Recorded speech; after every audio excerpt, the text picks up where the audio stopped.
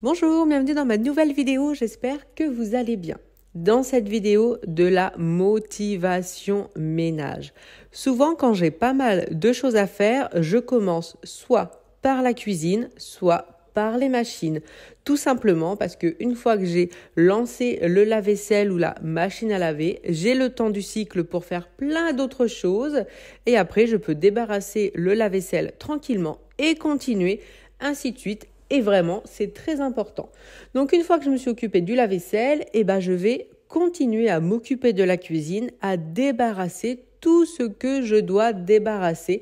Et forcément, il y en a toujours un petit peu partout, mais ce n'est pas gênant. Ce qu'il faut, c'est ranger tout de suite pour éviter que ça reste le bazar trop longtemps. Donc, c'est ce que je fais.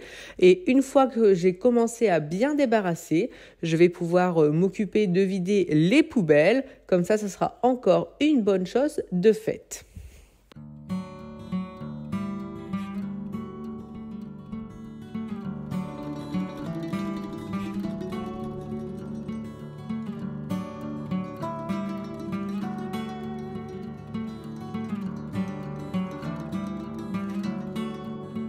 Une fois que j'ai débarrassé les assiettes où je mets la pâtée du chat, et donc je vous avais dit que Mimi vomissait beaucoup, ce que je fais maintenant c'est que je mets un petit peu d'eau et je mélange, comme ça c'est un petit peu moins épais et j'ai l'impression qu'elle digère un petit peu mieux. Donc une fois que c'est fait, je m'attaque au bureau et là je range les fils, je trie un petit peu les bannettes parce que comme il n'y a pas énormément de rangement, c'est vrai que du coup c'est pas évident, donc des fois on mélange des choses qui n'ont rien à faire ensemble. Et pour retrouver ses affaires, c'est pas vraiment ce qu'il y a de plus évident, mais on essaie quand même de ranger d'une façon logique pour s'y retrouver. Je continue à débarrasser tout ce qui n'a plus rien à faire dans cette maison, pelle, balayette, le seau qu'il faut que je vide, l'aspirateur travaux. Et une fois que c'est fait, je continue le rangement et donc le rangement de l'entrée. Donc comme d'habitude, c'est remettre les manteaux à leur place, les chaussures également et enlever les choses qui n'ont rien à faire ici. Une fois que j'ai mis dans les escaliers toutes les choses qu'il fallait que je monte, direction l'étage et je commence avec la chambre de Floriane. Les enfants n'étant pas là en ce moment, je vais m'occuper de leur chambre avec grand plaisir. Donc là, je vais changer le lit de Floriane. Alors, petit bémol, c'est tout simplement que nous avons donc acheté le nouveau lit de Floriane à Ikea, mais nous n'avons pas changé le matelas et c'est vrai que les lits à Ikea, c'est 140 200 et les matelas souvent qu'on trouve un petit peu partout c'est 140 190. Donc je ne sais pas si je pourrais trouver un matelas ailleurs qu'à Ikea avec une dimension de 200. Sinon je serais bonne pour faire un aller-retour à Ikea, même si ça dépasse, il n'y a que 10 cm au bout, je pense que ça pourra attendre un petit peu, c'est pas non plus très gênant, ça sera à faire un jour à l'occasion, parce que son matelas est bon, donc c'est vrai que ça m'embêterait quand même de changer le matelas, alors que celui-ci est encore bien. Ensuite, je vais m'attaquer aux affaires, on a retrouvé 2 cartons avec des affaires de Floriane à l'intérieur, donc là on va s'occuper du tri.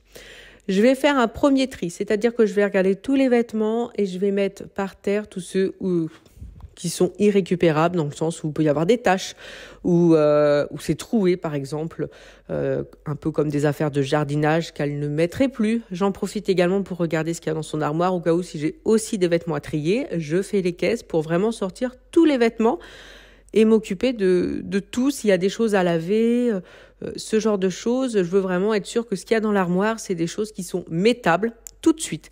Une fois que j'ai fait ce tas, donc je vais mettre de côté tout ce qui est maillot de bain, parce que ça, je vais les ranger dans une caisse et je les laverai plus tard. Une fois que j'aurai fait le tri avec tous nos maillots de bain, je les laverai tout en même temps. Et ce que je mets par terre, le gros tas devant, c'est toutes les affaires qui étaient dans le carton, qui sont toujours pour elle, qu'elle triera plus tard, mais pour moi, c'est toutes des affaires qu'elle peut remettre. Mais bien sûr, comme ça traînait dans le carton, il va falloir les laver parce que comme il y a eu pas mal de poussière dessus, je préfère les remettre à la machine avant de les remettre dans l'armoire tout simplement. Donc une fois que la chambre est débarrassée, direction la chambre de Jules. Là aussi, pas mal de chantier.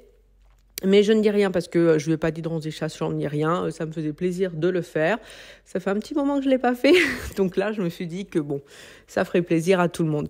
Donc je commence tout simplement par refaire le lit correctement et je vais faire au fur et à mesure, vraiment côté par côté, ramasser ce qui traîne par terre, remettre les choses à leur place.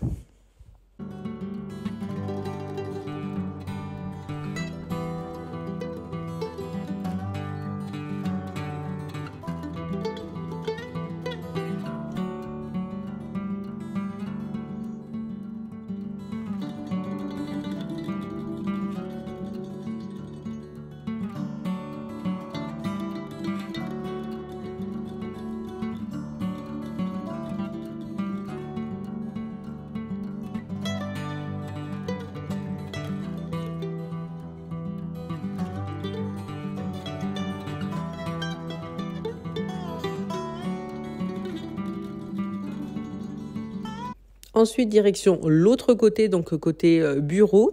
Et voyez sur le petit Billy que nous avons, j'ai toujours le déshumidificateur d'air de la chambre de Jules. Donc là, il faudrait que je change les galets car les galets sont vraiment usés. Alors je dois dire, ce petit appareil, si je dois vous donner un retour dessus, j'en suis pas satisfaite du tout. Vous voyez, ça a pris de l'eau, effectivement, parce que la chambre est humide, ça je le savais déjà. Pas suffisamment pour dire que cette chambre soit moins humide. Et c'est vrai qu'on se rend compte vraiment que ça ne brasse pas l'air. Du coup, c'est pas comme les déshumidificateurs électriques où là, ça va attraper l'air vraiment de toute la pièce. Là, ça prend vraiment l'air qui circule à côté.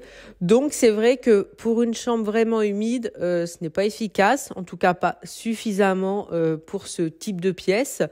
Donc, à ne pas acheter, bon, je l'avais eu à 19 €, donc c'est pas comme si c'était un investissement vraiment que je regrettais. Je le laisse pour le moment, j'attends que les galets soient vraiment usés, mais je ne rachèterai pas de galets par la suite. J'attendrai un petit peu et on essaiera, je pense, d'acheter un déshumidificateur. Ça sera l'occasion et puis on le changera de pièce selon là où on a besoin. Je fais attention d'aérer pour que ce soit moins humide, même s'il fait froid, c'est quand même important d'aérer les pièces. Mais non, c'est pas un achat que je recommande, en tout cas pour une pièce qui est humide. C'est pas suffisant. C'est pas suffisant. Donc, j'en ai quand même profité pendant ce temps pour m'occuper du bureau. Comme ça, toute la chambre est plus ou moins rangée. Même si je dis plus ou moins, mais elle est bien rangée. Et le temps de faire tout ça, le cycle du lave-vaisselle est terminé. Donc, je le débarrasse tranquillement et comme ça, je pourrai le remplir de la vaisselle sale qui n'avait pas pu rentrer avec le premier cycle. Et comme ça, la cuisine sera vraiment propre et rangée. Plus rien ne traînera. Et un petit coup sur les surfaces et ça sera terminé.